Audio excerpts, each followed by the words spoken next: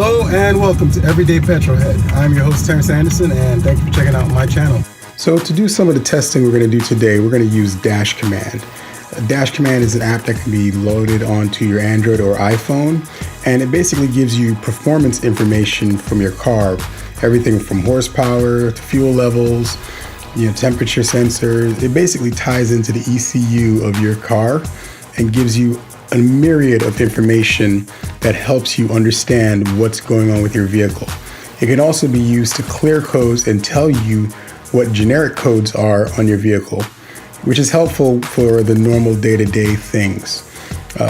For this instance, I have it installed on an older Samsung tablet, which tends to be a little glitchy at times. However, it does still deliver the information correctly. So just keep that in mind. If you see the needle sticking when we're doing the 0 to 60 run, it doesn't mean the information is not accurate. Now let's get back to the video. Today what we're going to do is find out if my car has lost any power since its inception. So it's a 2006 4.4 V8 X5, and I believe the 0 to 60 time on my car was supposed to be 7.1 seconds. The car has 3 drive modes, and you can check them out right here. So the car can behave in 3 different modes. The first one is drive, which is your basic standard mode. It also has a sport mode when you pull the shifter to the left and it engages the sport setting.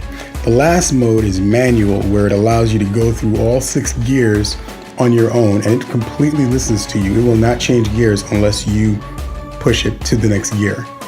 This can be dangerous at times as well, so you have to be mindful of what you're doing. And if it does change gears on its own, I've never experienced it. I also wanted to post the correct information, as I kept realizing that I was saying the wrong time as I was editing the video. The car 0 to 60 is 6.8 seconds, and here's some more information in case you needed it, based on what the actual horsepower readings were from the car when it was first made.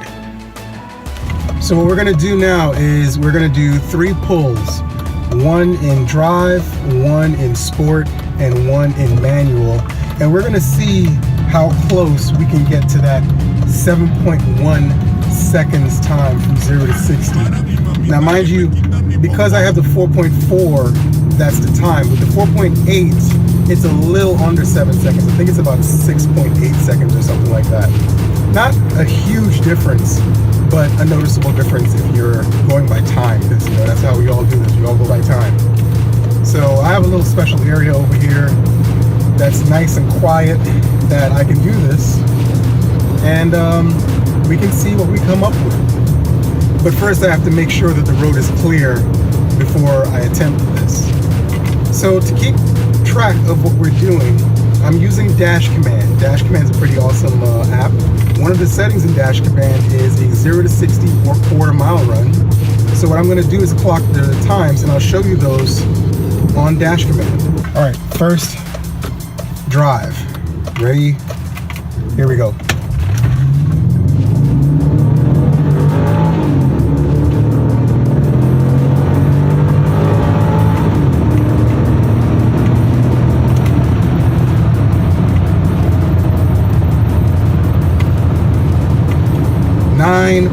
.1 seconds. So I've lost 2 seconds in normal drive mode for my 0 to 60 time. All right, so now we're going to do it in sport. All right, here we go.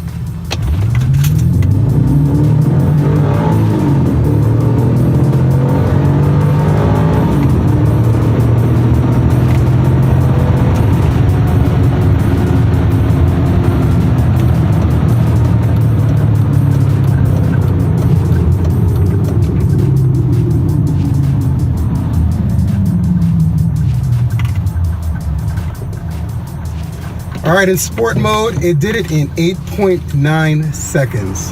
So all that's left is to see how she does in manual mode. All right, here we go.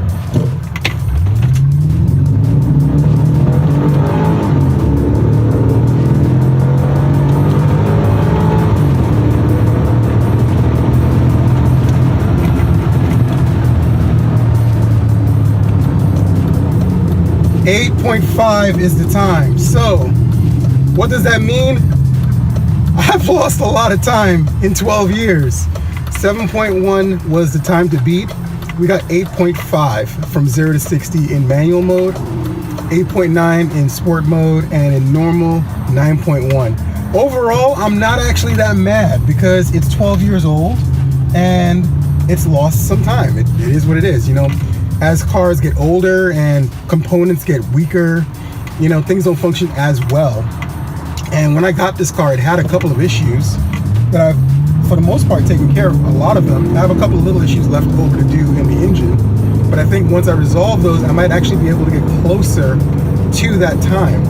I also glimpsed over and noticed that my horsepower meter had peaked somewhere around 285 horsepower, which is pretty respectable considering the car had 315 horsepower when it was made. So I'm not really mad at 285 horsepower if that was the case. I'll have to look back through the video and see what number I actually got, because you know, you can't look and drive. That's a very bad idea. But yeah, that's what I got. So overall, I'm actually pretty happy with the results. But you know, what do you guys think? Comment down below, and if I have a moment today, I'll see if I can crunch the numbers and figure out how much power the car has actually lost, and I'll post that up there on the video at the very end. You guys have a good day. If you like what I'm talking about, like, share, and subscribe, and catch you next time on Everyday Petrolhead. Thanks. So I used carspecs.us to get a rough estimate of the power my car currently has. I soon realized though that the numbers it says is based on the measurements at the flywheel, but it's most likely the measurement at the wheel. Since Dash Command's ECU measurements come directly from the ECU, those horsepower numbers are more likely the real number at the flywheel. So my car is a 12-year-old X5 4.4. It originally delivered 325 horsepower to the crank, and 0 to 60 time was 6.8 seconds. With a parasitic loss of 23%, it most likely received 250 horsepower at the wheel. Now, if you look at the measurements for today, that loss translates to roughly 285 horsepower at the crank and 0 to 60 time of 8.5 seconds. Accounting for that 23% drivetrain loss, that means I'm getting about 219 horsepower to the wheel. That means I've lost roughly 31 horses in 12 years and 1.7 seconds of 0 to 60 time. Overall, not a huge loss in power and performance over that length of time, but it's enough to be noticeable, and I'm assuming with some of the changes I'm going to make to the car, it might be able to improve closer to that 6.8 and a little bit more power.